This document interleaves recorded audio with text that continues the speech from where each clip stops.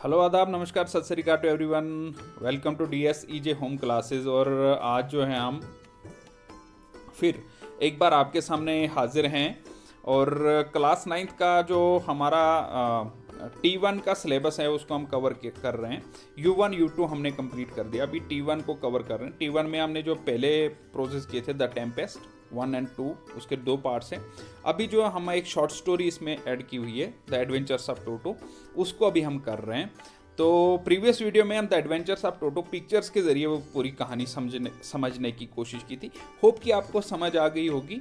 और लेकिन आपने उनके ऊपर ही डिपेंडेंट नहीं रहना है कि जो मैं यहाँ पे कहानी बताता हूँ। आपने क्या करना है कि आपने अपनी बुक खोलनी है और उसको समझने की कोशिश करनी है, और जहाँ पर ना समझ आए तो बार बार आप इस वीडियो को दोबारा देखें, ठीक है, कहाँ पर कमी रह गई है, ठीक है।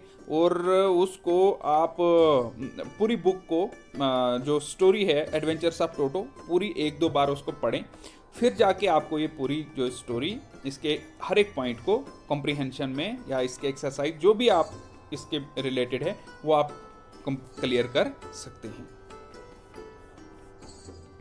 तो प्रीवियस वीडियो में हमने यहाँ तक किया था और मैंने आपको होम असाइनमेंट भी दिया था कि who was toto, who brought toto home. ये टोटली जो आपकी इंग्लिश के बुक के टेक्सचुअल बुक क्वेश्चन हैं दिए हुए हैं उनसे ये थोड़े डिफरेंट थे। मैंने कोशिश की थी कि आप अगर इस स्टोरी को पूरी तरीके से समझ सकते हैं तभी जाके आप इनके आंसर निकाल सकते हैं। तो हो बहुत सारे बच्चों ने आंसर निकाले हैं। तो ये आपकी जो सिलेबस है इंग्लिश में, तो इसको हम देखते हैं। पैकिंग है, गिलीवर इन ललीपुट 1, ललीपुट 2, सेंट ऑफ गटर्स, ये हमने कवर किया है, ठीक है। द टेम्पेस्ट 1, टेम्पेस्ट 2, ये भी हमने कवर कर लिया। प्रोजेस में हमने अब जो है प्रोज में हमारे पास रह गया how client was saved, the fun they had and Sheikh Nuruddin Wali. इसमें से कुछ अब T2 के चैप्टर्स हैं जो रह गए हैं। नो मैन आर फॉरन, ये हमने U1 में किया है। टू ब्लॉसम्स भी कर दिया है, ठीक है। अभी जो है शॉर्ट स्टोरी हम करें द एडवेंचर्स ऑफ टोटो, ठीक है। ये हमारा सिलेबस है। और ये अगर आप T1 का सिलेबस देखें तो ये हमारा आ गया टेम्पेस्ट 1, टेम्पेस्ट 2, ये हमने कवर कर लिया। आज जो हम कर रहे हैं एडवेंचर्स ऑफ टोटो, ठीक है। अभी हमने ये वाले करने हैं, T1 एग्जाम तक ये हमारे कंप्लीट होने चाहिए, ठीक है। तो ये आपके कुछ क्वेश्चंस हैं जो टेक्स्ट बुक क्वेश्चन हैं जो मोस्ट प्रोबेबली आपके एग्जाम में आ सकते हैं। How did Toto come to grandfather's private zoo, उसके प्राइवेट जू में टोटो कैसे आया। तो he purchased him from cart driver for tonga driver for ₹5। His grandfather Ruskin Bond's grandfather purchase this Toto from cart driver at ₹5। Toto was a pretty monkey, in what sense is Toto pretty. तो बोलता है टोटो जो था pretty monkey था, सुंदर monkey था। किस तरीके से आप बोल सकते हो कि वो प्रेटी मंकी था। Why does grandfather take Toto to Saharanpur and how, Saharanpur ले गया था उसको, क्यों ले गया था और कैसे ले गया था। Why does the ticket collector insist calling toto a dog, यानी सहारनपुर की ही दोनों घटनाएं हैं, ठीक है। तो टिकट कलेक्टर जब सहारनपुर एक्चुअली जा रहे थे वो देहरादून, क्यों जा रहे थे, पेंशन लाने। सहारनपुर क्या था, रेलवे स्टेशन, ठीक है। तो वहीं से वो जा सकते थे देहरादून। तो वहां पर उसको क्यों वो टिकट कलेक्टर बोलने लगा कि ये डॉग है। How does Toto take a bath, ये मैंने प्रीवियस क्वेश्चंस में भी डाला था कि ये नहाता कैसे था। Where was he learn to do this, कहाँ सीखा था इसने, ठीक है। How does he almost boil himself alive, तो ये भी नहाने से ही रिलेटेड दूसरा क्वेश्चन है कि किस तरीके से एक बार उबल गया था पानी में। Which activity of Toto envied grandmother, तो कहानी इसकी जो एंड होती है नानी दादी से ही खत्म होती है, दादू से शुरू होती है, दादी पे खत्म होती है, क्योंकि दादी का जो डिश वो था वो तोड़ दिया था, वो चावल फेंक दिया था। तो ये दादी क्यों एनॉयड, गुस्सा हो गई थी उससे। Why does the author say Toto was not sort of pet we could keep for long, तो दादू ने क्यों बोला कि ये टोटो जो है महंगा प्राणी है, इसको हम ज़्यादा देर तक नहीं रख सकते। क्यों, क्योंकि पहले उसने ब्लेजर को काट दिया, उसके बाद नाना को तंग किया, जो उसके बाकी पेट्स हैं उनको पूरी रात सोने नहीं दिया। सहारनपुर ले गया तो वहाँ पर उसको तंग किया, रास्ते में तंग किया, और उसके बाद लास्ट में दादी के चावल भी फेंक दिए, वो बर्तन भी तोड़ दिए। तो पूरी कहानी तो टोटो महाराज की है। तो कुदरती बात है कि ये टोटो महंगा प्राणी था। तो ये वाले क्वेश्चंस भी आपने करने हैं। ये 8 क्वेश्चन है, छोटे छोटे क्वेश्चन है, ज़्यादा लंबे नहीं है, तो ज़्यादा लेंथी नहीं है, तो इनको भी आप करें आज के इस जो होम टास्क रहेगा आपका इसमें, ठीक है।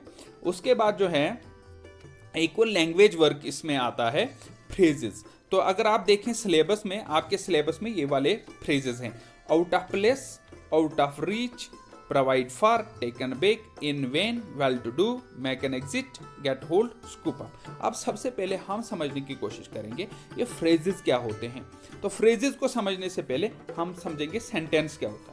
अब ये सेंटेंस क्या होता है, a group of words which make complete sense, यानी ग्रुप ऑफ वर्ड्स यानी अगर हम लिखेंगे दिस बेट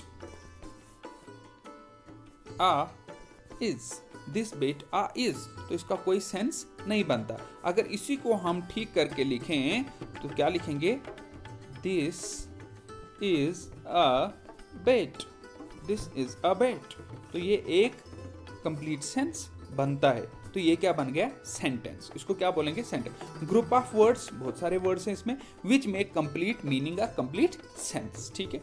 अब फ्रेज किसको बोलते हैं, यानी ग्रुप, इसमें भी ग्रुप ऑफ वर्ड्स होते हैं, 2 और 3 वर्ड्स होते हैं, इसमें कंप्लीट सेंस तो नहीं बनती है, but group of words that make sense, not complete sense. इसमें कंप्लीट सेंस नहीं बनती है, थोड़ी सी सेंस इसमें समझ आता है कि कुछ है।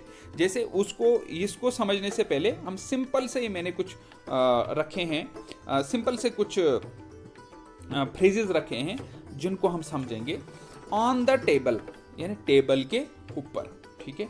अंडर द टेबल, टेबल के नीचे। आफ्टर लॉन्ग टाइम, कुछ देर के बाद, बहुत देर के बाद। अब उसका मतलब क्या है कि बहुत देर के बाद। कंप्लीट सेंस नहीं है कि बहुत देर के बाद कौन मिला, दादू मिला, दादी मिली, बॉल मिला, बेट मिला, ठीक है। फुल ऑफ रेड रोजेस, लाल गुलाबों से भरा। अब कौन है, बंच है, कोई गिफ्ट है, या बाग गार्डन है, कुछ पता नहीं है, लेकिन थोड़ी सी सेंस तो इसमें बनती है। Beautiful dress, morning walk, study of language, bright morning, land animal, ठीक है। तो ये आ गए हमारे पास फ्रेजेस। इसमें कुछ दो वर्ड्स के भी हैं और कुछ इसमें 3 वर्ड्स के, ठीक है।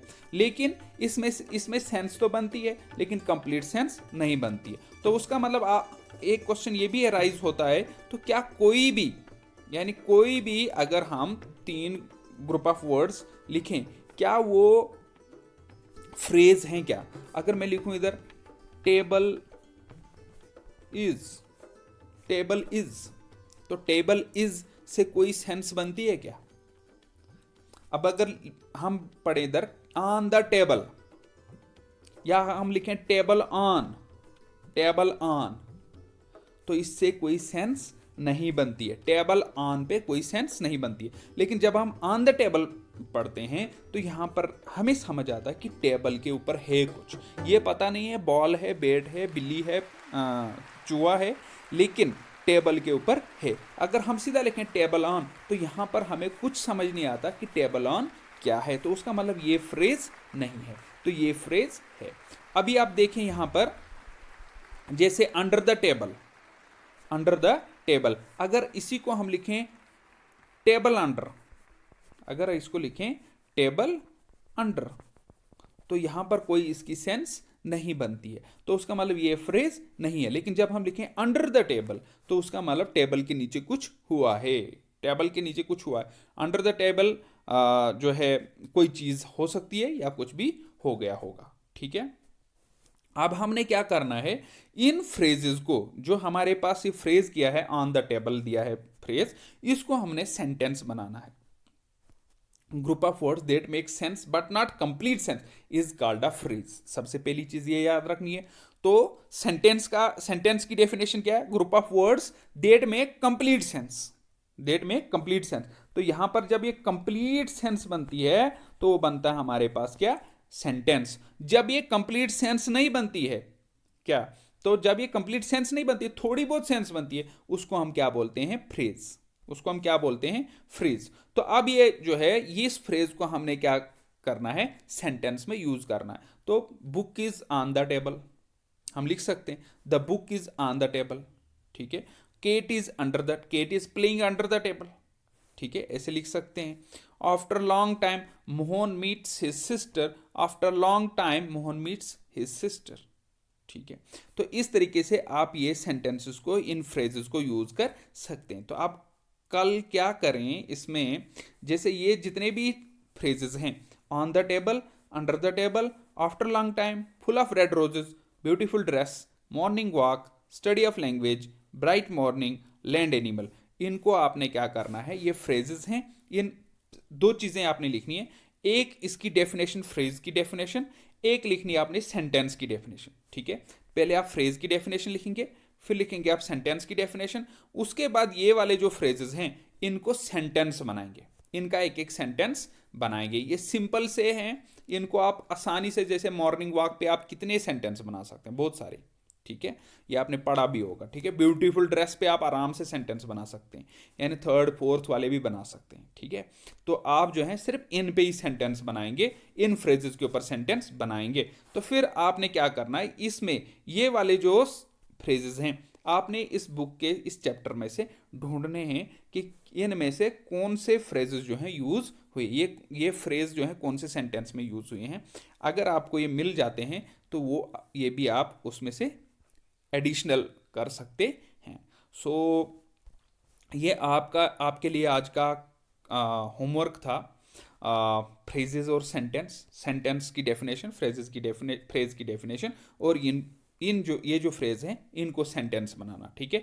और ये वाले 8 क्वेश्चन जो हैं इनके आंसर भी लिखना। So thank you once again for watching and staying with us. Stay safe, stay home, thank you.